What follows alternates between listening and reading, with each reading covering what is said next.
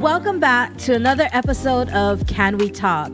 On this episode, we will be talking about our favorite subject of worship. So let's jump right into it.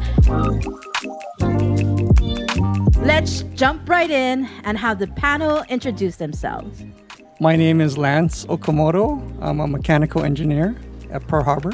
Hi, my name is Caitlin Thomas. I am associate editor of a local magazine here. Hi, I'm Grayson West. I'm the music director at InspireChurch. Hi, I'm Gloria Starkgraf, and I do a lot of praying.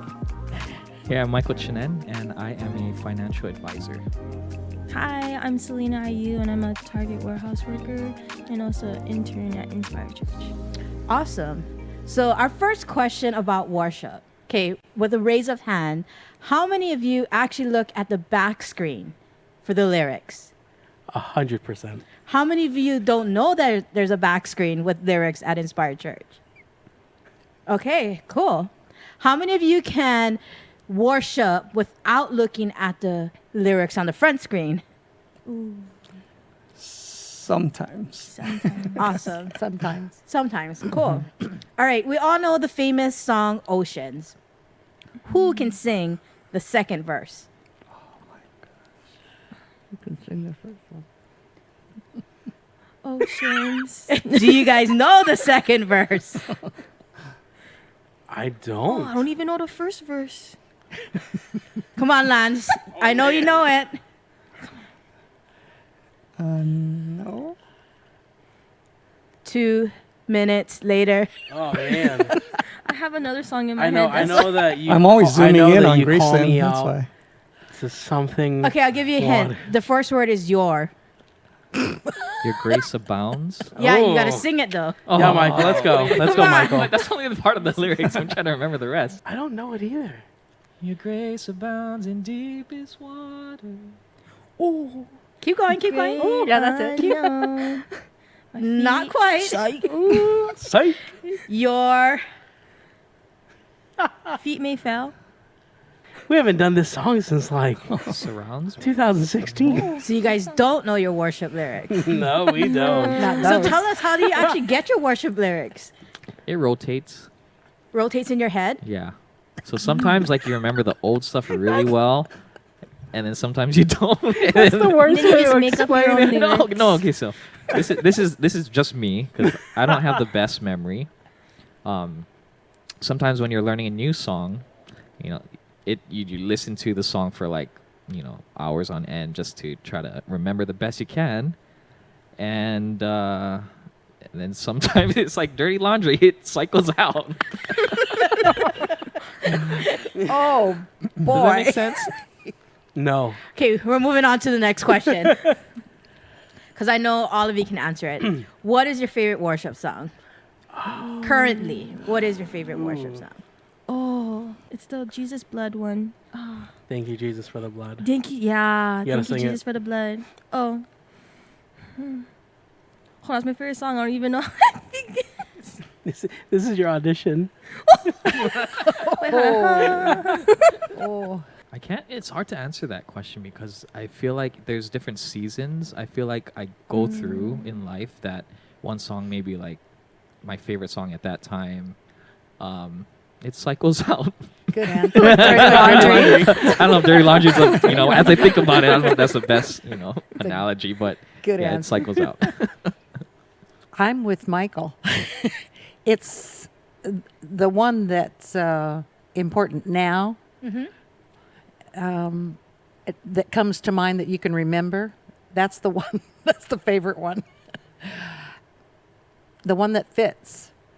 The Lord will often give me a song that fits the circumstance. So I'll sing it. And I'm blessed. Yeah. Awesome. Well, mine is A Beautiful Exchange. Hands down, that is my absolute favorite song. It just tells a really beautiful story of you know, the sacrifice that Jesus made for us. And it's so catchy. What does a beautiful exchange mean? The exchange of righteousness and sin. What does it mean to me? For me personally, the reason why I love it is it's a reminder of just how good God is and how faithful He is. Even knowing everything that I've ever done and everything that I'm going to do, and that He still chooses to make that exchange of His blameless and sinless and holy life in exchange for my dirty laundry life. So that's the thing that I love about that song, and that it brings me back to a place of humility and just fully just falling in love with Jesus again. I have a lot of favorite worship songs. I think right now it's Communion by Maverick City and Stephanie, how you say her last name? I think it's Gretzinger, but I could be wrong. It's a lot of Z's. So. Yeah, that one. It's kind of like at the time, there's so many songs that come to mind, but at the time that I'm in the car or after church, it just stays with you. I mean, whatever was happening on stage or in the car. So I don't have one favorite, but it's just at the time there's something that resonates. Awesome. Next question. How do you know when you're worshiping? How do you know when you're in love? There's something you feel in your spirit. I think it's like when you're just like talking to God, like wherever you're at, or like you just have this hum in your head where you're just like singing or just like worshiping Him like wherever you are. It's not necessarily when we come together and sing as a church or in a congregation in the place, because worship is, I believe, it's a lifestyle that anybody lives that is honoring and pleasing to God. And I feel like it's a place of where you're really focusing, I think, on just you and God, and all your attention is on Him. I feel like that's really a place, at least for me, where I feel like I'm in a place of worship. It could be singing, it could be doing something else. I think for me, it's as I'm going through my devos now, I think it's through obedience. Or at least that's what I feel like God's kind of speaking to me now is, in my obedience, I am being faithful to God. In my obedience, I'm honoring God, and I'm, with that kind of train of thought, I'm pretty much led to believe that in my obedience, it's my worship to God. Whatever I'm saying or doing, knowing that it's glorifying God, even if I'm struggling or going through something tough, asking Him why, but knowing that like He has a plan and He's good and He's taking care of things, and just having that one-on-one time with Him is really special. So it can be in church during worship, it can be in the car, it can be journaling in the morning, and just that high quality time with Jesus. Okay, this question is for Lance. He's been with InspireChurch for a long time. But how much should a church focus on worship in a service? As much as they can. I just love worship. The worship coming from the elementary school. Yeah. I mean, it was special back then, and it's special up here now. It's just acoustics are better. Air conditioning. But you just get close to God, even when you're in a hot auditorium, hot cafeteria, or in a cold auditorium. So, yeah, I love it. What do you folks think? Is there too much worship in a worship service? I feel like there's not enough. I don't know, because once you like get into it, like you're like, man, that's it, that's the last song. Like I'm like so pumped up, like I want to keep going, because you just feel like that Holy Spirit on everybody, and when everyone's together, you just feel that vibe that's like awesome. You just want to like keep worshiping. So what is an appropriate amount, do you guys say, for song-wise in a worship service? I wouldn't necessarily say there's an appropriate amount, because I mean, if you have a and this is my total belief, if you have a worship leader who is consistently in his word, who is, or her, who is living a life that is honoring to God, who is in complete obedience and submission, they have that, like, and who spend time with God, they know how to take us to that place. So you could do that in 5 minutes. You could do it in 30 minutes. So I don't necessarily think that it's contingent on how many songs you have or how many medleys you throw together or how long your set is. But I think it matters, especially if you're on this platform in leading worship. Like, you can only take us to a place where you've gone. And if you intend to take us to the presence of God, then you have to be familiar with it. And I think we are at the level where we can see that when we're not. And I know there have been so many seasons in my life where I wasn't, and it was by the grace of God that people experienced Jesus. But there have also been seasons in my life where I've been so on fire for God. I've been in community with God consistently, and it's like, for me, it's like, oh, that was so not simple, but it was a lot easier to get to that place where I thought it would take a while to get. And I think it's just being familiar with that presence, that space. Okay, I got a question off the script. So, honor the clock or honor the spirit? I know what the right answer is, and it's honor the clock. The reason being, especially when you honor earthly, you ultimately honor God. So if you are specifically given 15 minutes to bring people into the presence of God, and you see that clock dwindling down, and like, oh, I could do so much more, you can honor God, but you're disrespecting and you're dishonoring the program. You're dishonoring everyone else who is preparing for something. And how much sweeter is it when there is honor in every facet of what that worship looks like, of what that program looks like.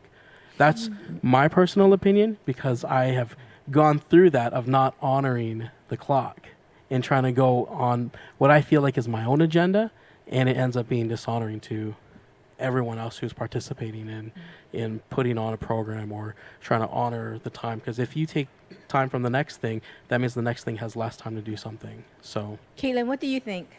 Between honoring the clock and honoring the spirit? I would agree with honoring the clock, just because we have services after and you have to honor the speaker's time and everyone who put the program together's time. So I agree. Sorry. Anybody else have a different opinion or thought? It's not different necessarily. It's just a thought that, like with Grayson, you have to honor the one who's ultimately responsible for the program, and that is our pastor. Mm-hmm. And so if we want to change something, if we, it's now is not the time. We do that in prayer or communication, absolutely, possibly. Yeah. But you don't take the baton away from the leader.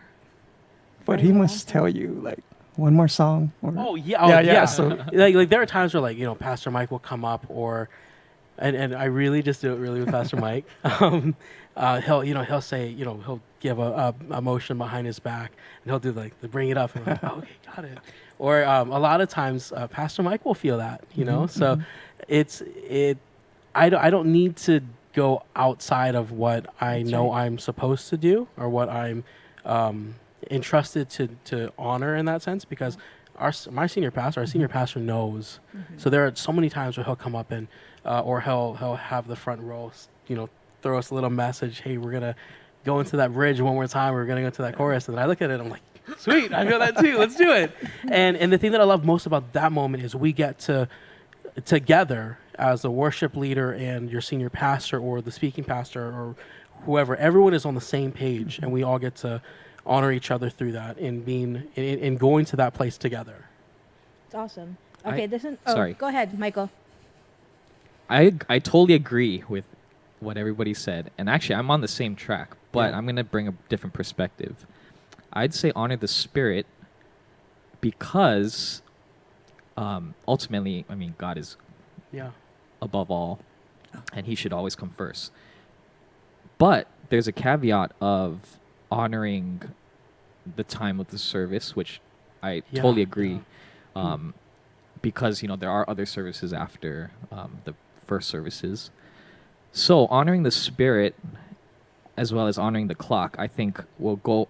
Ultimately, God is first, but to honor Him is to also honor the clock in a way where we're honoring our pastors, Yeah, and exactly. I fully trust that they're listening to the Spirit. So if we trust that, okay, if I feel like I'm gonna sing another song, or I want to sing another song, but we don't have time for it, I'm gonna give that to the clock because we only have Yeah. a minute left. And Mhm. if we're in sync with what we feel like the Spirit's telling us, our pastor's gonna feel the same Yeah. thing, and we might go into another song again. So I think just a different perspective of Yeah. honor the Spirit first, but we also honor the time that we currently have. Yeah. For the sake of keeping everything else on track. Yeah. So Really just a good different input. perspective. No, yeah, definitely, Yeah. 100% great. agree. Yeah. Okay, Selena, this one's for you.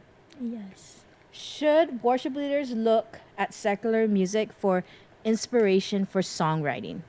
I don't know. I don't think so. I feel like if you go through like Hillsong or like that genre, I feel like that's better than going out and like pick out like R&B lyrics or inspiration from like what he said, like hip hop. I feel like you're giving like a wrong message, if that makes sense.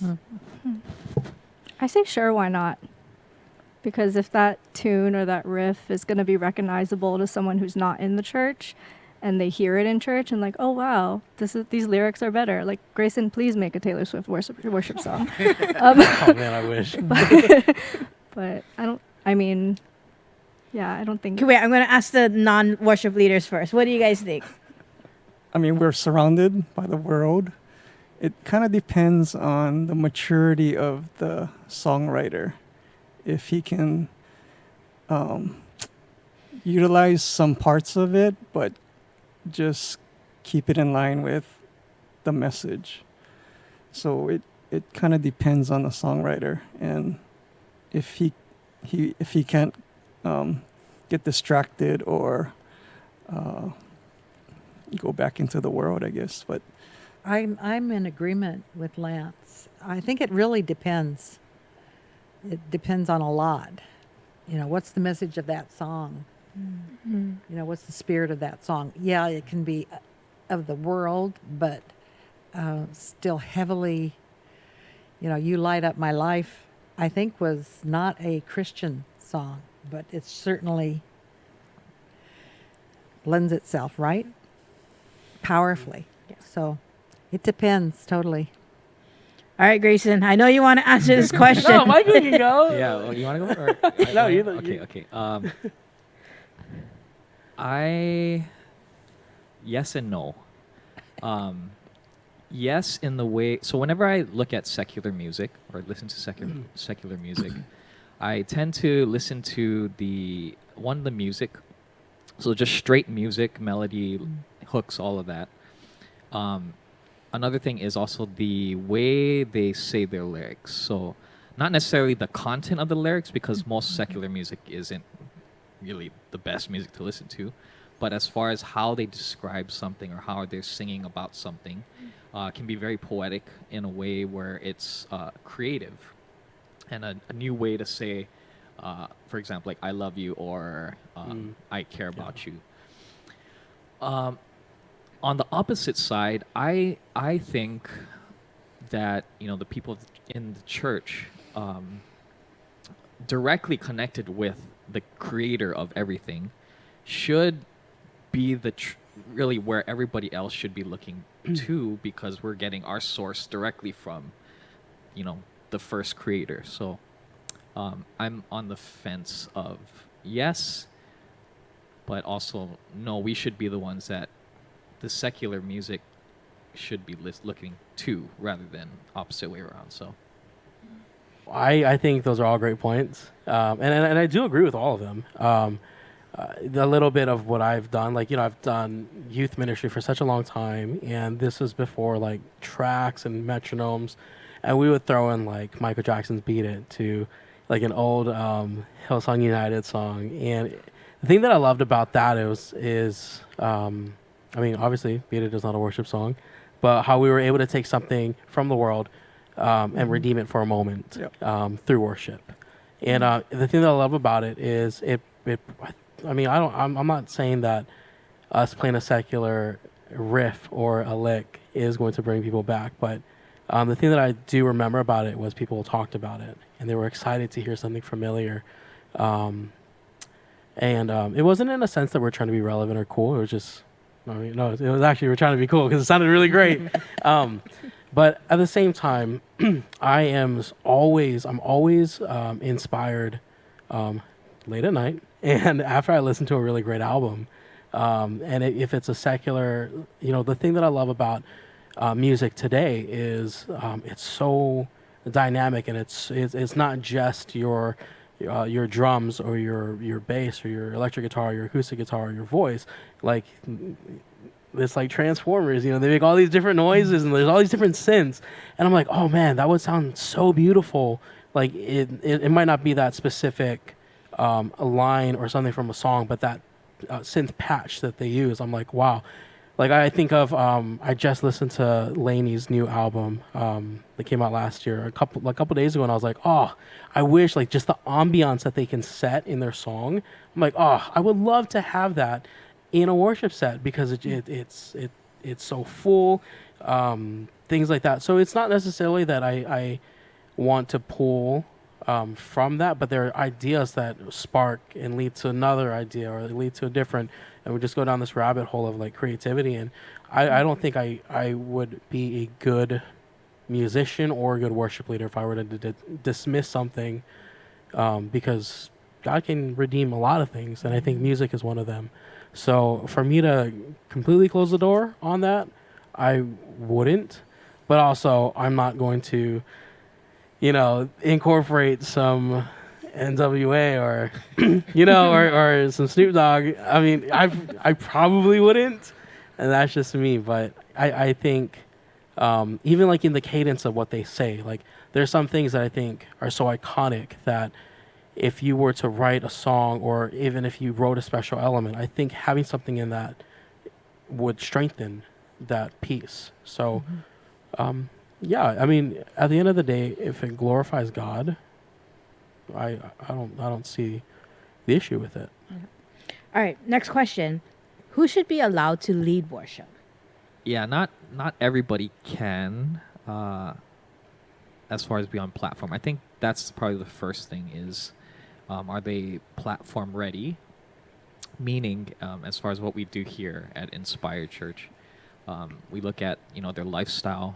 First of all, do they love Jesus? Have they accepted him in their life? Because it's a pretty basic question that we got to ask everybody, because we definitely want to believe in the same thing, going the same direction. And I think lifestyle, if they're living in sin, it's hard for, I think, God can fully use you in the way that he wants to when we have all these things going on, I think, within ourselves that are conflicting. And I think without that, the correct lifestyle, it's hard to lead others that are probably going through the same thing. And What about you, Caitlin? What do you think? I agree with what Michael's saying, and just because it's such a protected space, like that person needs to be in love with Jesus, needs to be not living in sin, be cleansed by the Holy Spirit, and protect this time and space that they're leading other people into worship, because that's when people are going to be spiritually attacked and they're put on this platform. It's a responsibility. So if they can handle that responsibility. So maybe I need to clarify. So maybe not necessarily living without sin, because everybody is a sinner. Right. No matter what worship leader, no matter who leads worship, everybody's a sinner. There's certain sins that I think will disqualify you for a season, I think, to lead. Yeah, absolutely. Which Good. certain sins, I mean, all sin is sin. and God sees them all as equal. But I think there's certain sin where the consequences of them are more severe. And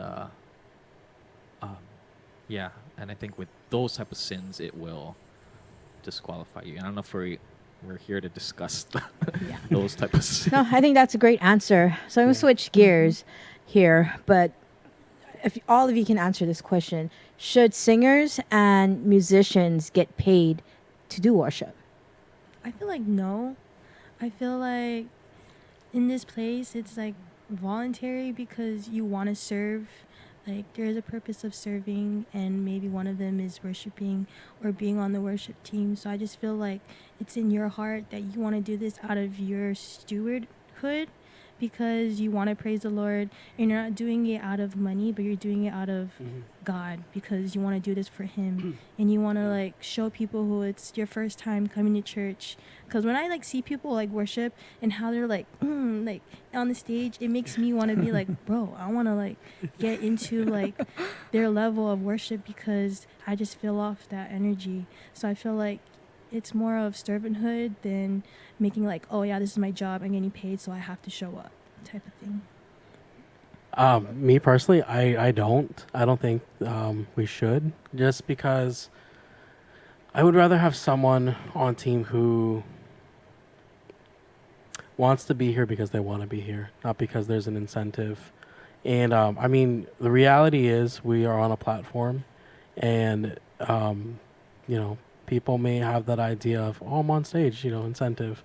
But I think the beauty in that is, even if that is our intention at the beginning, being in the presence of God, my prayer is that God would shift that motivation, and that it would be because you want to be here, because you are called to it, that you are gifted for it.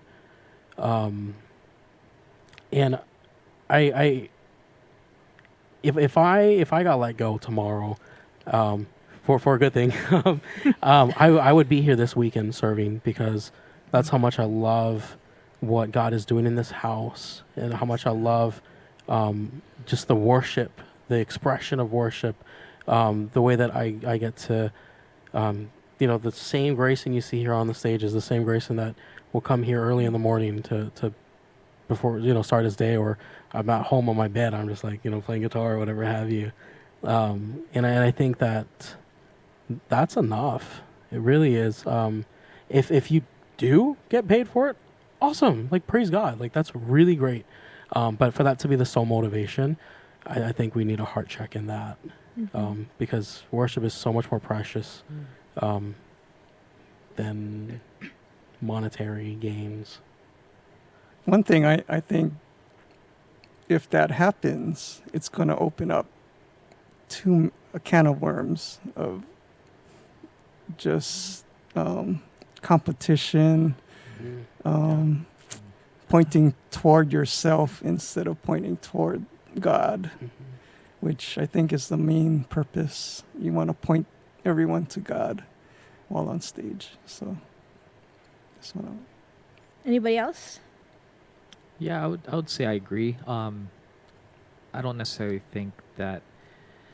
I mean, there are churches that I've heard of that they do pay people to lead worship just because they're in a desperate place where they can't find any worship leaders, so they have to hire. And that's because of that situation. Yeah. But if you have the people available and willing to, well, my personal thing is, okay, we're serving God. I mean, on platform, off platform, doesn't matter if we're singing, leading hundreds of people in worship, or cleaning the toilets. You're still serving the Lord, and there's still equal weight. It's not like one is greater than the other. We might be seen all the time, but who cares? So I think it's serving the Lord. So why do I need to get paid to serve Jesus? It should be something that we're willing to give and sacrifice, because He's already sacrificed so much for us.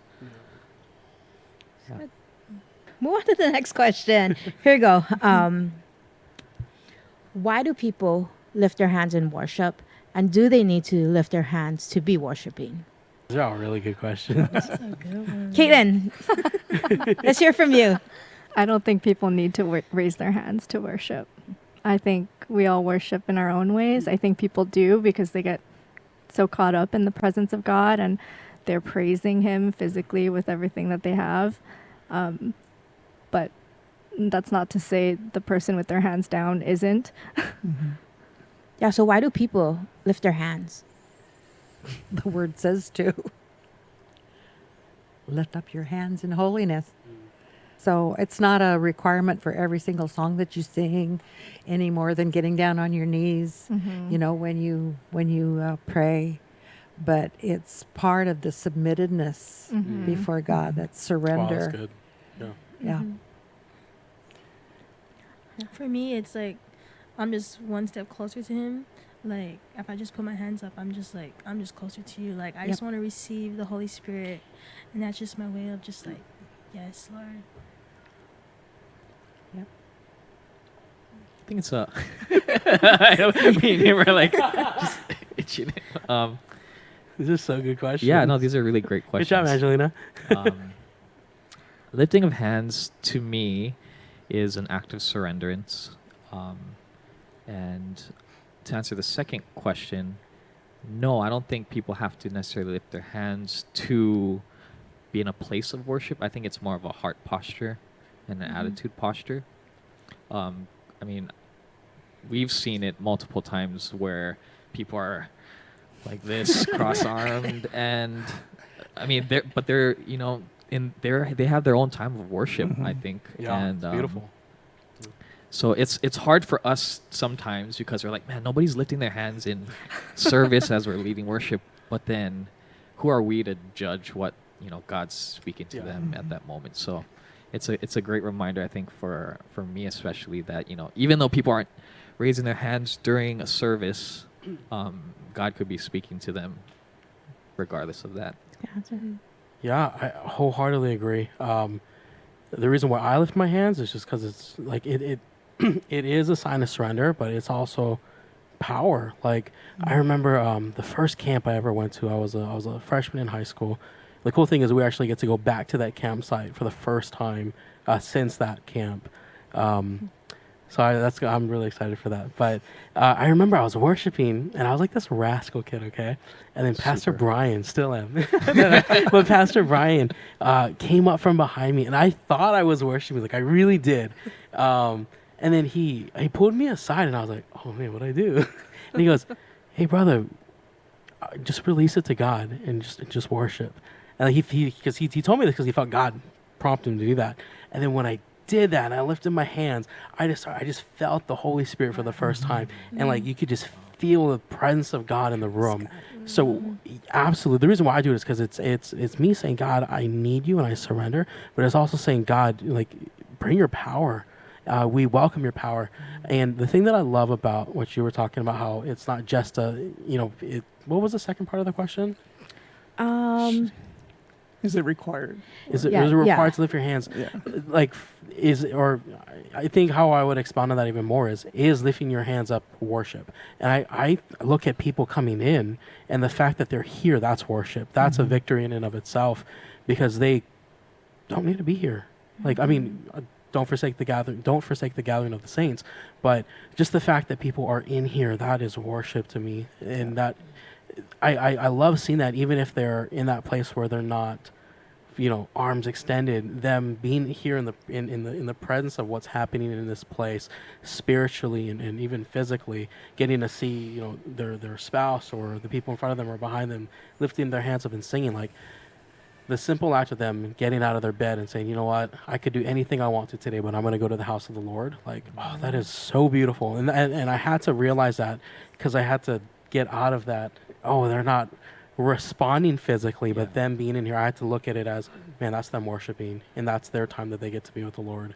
And again, who are we to judge what that looks like for anybody? So, I guess in the past, I never used to lift my hands, but when I started to, you just get this, like you said, surrender, and just this closeness. Yeah. And So good. I want to add to lifting your hands, closing your eyes and lifting your hands is just, you're just like in heaven, just listening to the worship. It's awesome. I heard it explained to me once that lifting your hands, it's almost like a child that lifts their hands to their mother and father, that we want them to carry us and embrace us. And as you guys are parents, many of you on this panel, you know what it's like to embrace your child when they're crying for attention or they're crying for something that they're lifting in their hands. It's almost a cry for a father to come and lift them and pick them up and embrace them. And I think that's a great representation of just lifting our hands to Christ. Yeah. Absolutely. And so, really quick answer to this question. What is the difference between praise and worship?